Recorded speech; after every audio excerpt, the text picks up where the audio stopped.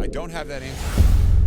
So today's mortgage rate is actually 30-year fixed at 6.32%. It's a great rate. That is, I mean, exactly.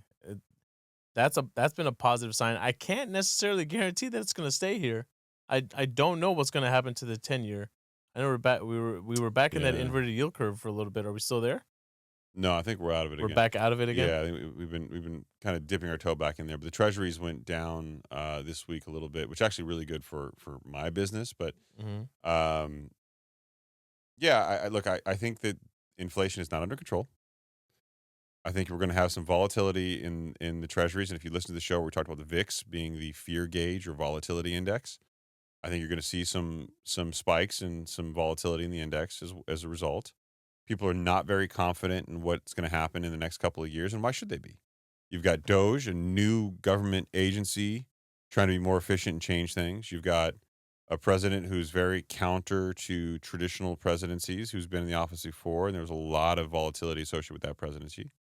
You've got an outgoing president who is largely perceived to have had some policies that were very inflationary, and there's questions about some of the things that happen behind the scenes, like there's every president, frankly. hmm And there's just been a lot that's gone on that I think make people feel very uneasy. And top of that, you don't have to be a genius or a Nobel laureate to go, you know what? There's a lot of volatility here, and there's a lot of uncertainty. And uncertainty does not create stability in the treasuries.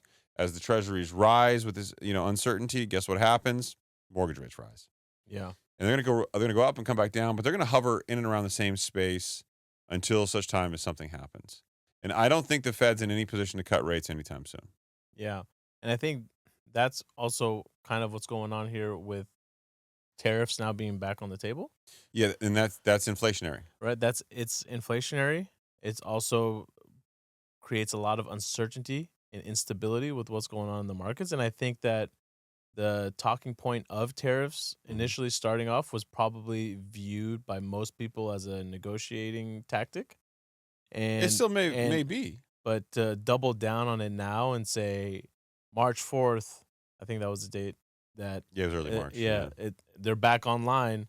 I think it's starting to scare people like, wait a minute, hold on. Yeah, but see, when you're scaring people with headlines like that, and this is part of the reason why I didn't want to do this on the show, like hmm with articles, when you scare people with headlines like that, whether you're actually going to do it or not, or whether the headline is actually true or not, hmm the impact is still real. Yeah. It still affects people. It still affects the economy. Jerome Powell is probably just at home going like, "Oh, damn it, why? Like, this is ridiculous." Meanwhile, Jamie Dimon was actually pretty articulate. I like the way he handled it when he was asked about Doge. He said, "Look, it's too new for me to call one way or the other, but I think this is needed, and I think that the government has been inefficient for a long time. There's been no checks and balances and accountability, and whether you like or don't like what Doge is doing, you have to agree that there is some type of efficiency project of improvement that is necessary, and it's long overdue." Right. But I don't think this is the way to handle it. The way that it's being handled. Well, You know, okay, this isn't a hedge fund or a private company, no, but you know? he's using a hammer. Yeah, he's using a hammer, Yeah. but it's like I don't know. There is a more effective way. I think, frankly, if you had somebody who was a lot more charismatic and thoughtful and cared about people, how people thought, they probably wouldn't get a lot done. they probably wouldn't get it, but I think that this is a there needs to be a longer play here versus just come in and We don't have a longer play. you think is that dire? Yeah, I do. I think when you have a multi-billion-dollar and insanely quickly moving national debt, Mhm. Overspending of $2 trillion a year. overspending all over the place, That's happening. and you've got what is largely believed to be an inflationary president. But we know that there's no way, it's impossible for them to save $2 trillion a year. Okay? It's not going to But happen. that doesn't mean you don't try. No, I'm not saying you don't try, but it's also like very misleading. It's very misleading to the people to make them think that this is going to happen. It's not going to happen.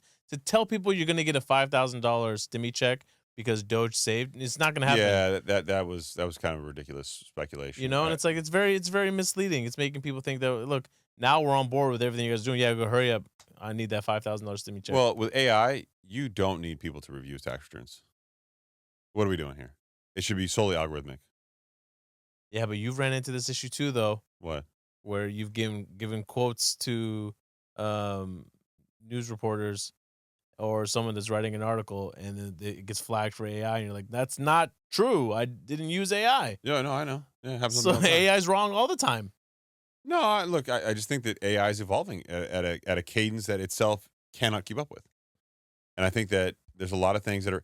So here's the problem with AI. AI will often flag something you say that's a definition Hmm. as AI. Exactly. Oh, he pulled it from this article. It's plagiarism, and you're like, no, it's That's I the cited the definition.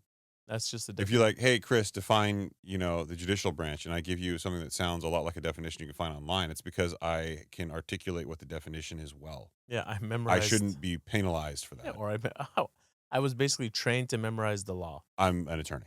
Like that's what I'm supposed to do. Yeah. I can still sit here and go, a reasonable, prudent person in the same and/or similar circumstances. I mean, negligence, Yeah. right? Yeah.